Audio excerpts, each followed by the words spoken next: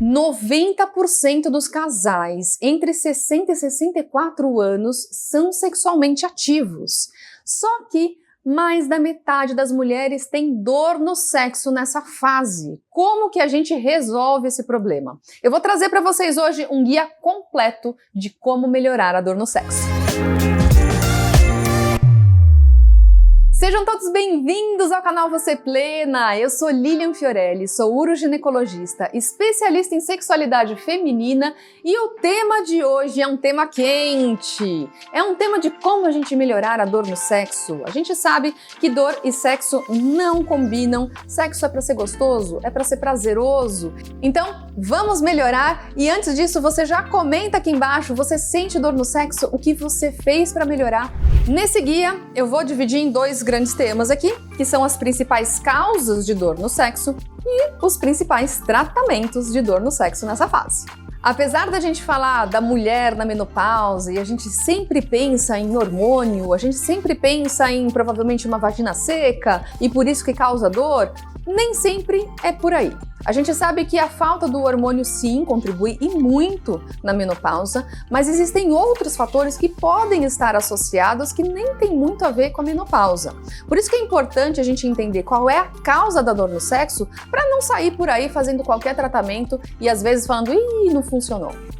Uma primeira causa de dor no sexo é sim a atrofia, que tem a ver com a menopausa. Então a gente sabe que no processo da menopausa tem uma queda do estrogênio e isso deixa de alimentar algumas células do nosso corpo, dentre elas a nossa célula da região vaginal. A mucosa vai ficando cada vez mais fininha, cada vez mais frágil e a gente vê que essa pele ela vai ficando também endurecida. Diminui colágeno, diminui elastina, diminui circulação sanguínea local, a vagina fica realmente seca e atrófica. Atrófica é quando o tecido vai se retraindo. E claro, a segunda causa também tem a ver com isso, que é a falta de lubrificação. Pela diminuição da circulação sanguínea, também diminui bastante a lubrificação. Agora pensa, uma vagina que não tem uma elasticidade, que ela está mais enrijecida e que ela com a pele fina e sem lubrificação, é dor na certa.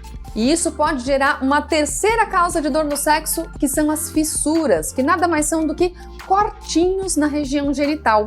O simples fato de você forçar uma penetração, às vezes nem com muita força, já é o suficiente para essa pele rasgar e formar essas feridas. E claro, ferida dói. Isso ainda gera uma quarta causa de dor, que são as infecções. A mulher, ela perde a sua proteção da vagina. Conforme ela tem esse processo de atrofia, diminuem também os lactobacilos, que são os protetores da região vaginal, favorecendo infecções, sejam fúngicas ou sejam bacterianas. E esses processos de fissuras também contribuem para que esses micro-organismos se proliferem na região. Uma outra causa de dor é muscular. A gente sabe que às vezes o processo da dor não começa com o músculo, então começou com todo esse processo que a gente conversou agora, mas existe uma reação muscular. Na hora da dor, o nosso corpo, em qualquer região, se você está sentindo dor, ele reage contraindo músculos. E na região genital não é diferente. Sentiu dor na penetração, o que acontece é contração das musculaturas que estão no seu assoalho pélvico. E o que a musculatura faz? Fecha ainda mais o canal da vagina, gerando mais dor.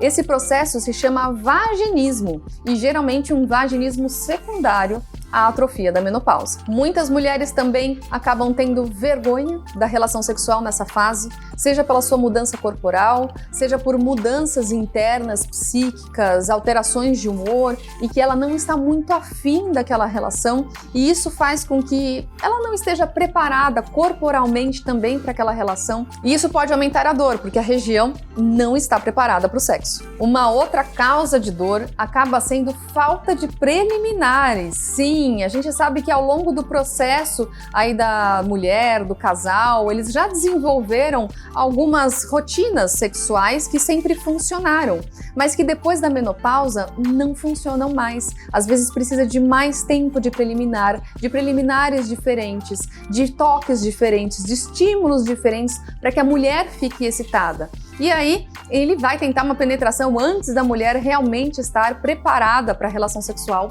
e dói. E por último, e não menos importante, Algumas doenças que também acontecem nessa fase, tipo diabetes, alterações cardiovasculares, que também diminuem a sua função sexual.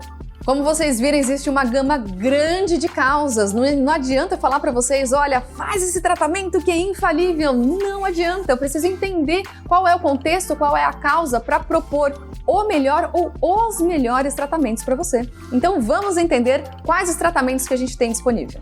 O primeiro tratamento, embora pareça meio esquisito, é a psicoterapia. A gente sabe que a mulher está passando por tantas mudanças, tantas coisas diferentes, que às vezes a cabeça não está preparada para aquela relação sexual, não está preparada para aquele relacionamento que está sendo reconstruído e às vezes ela precisa ressignificar muita coisa. Um segundo são os controles das doenças, então seja um controle da diabetes, um controle da hipertensão, controle de infecções, sejam infecções urinárias de repetições, infecções de candidíase de repetição, por exemplo. Esses controles de doenças também vão melhorar a função da sua região genital.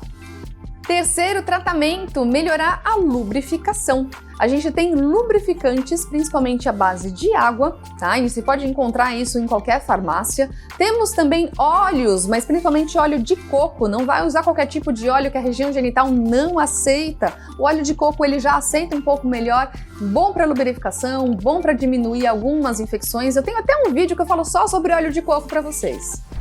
E até hidratantes vaginais, que é um pouco diferente do lubrificante. O lubrificante seca um pouco mais rápido, o hidratante vaginal dura por mais tempo. Geralmente ele tem na sua fórmula o ácido hialurônico.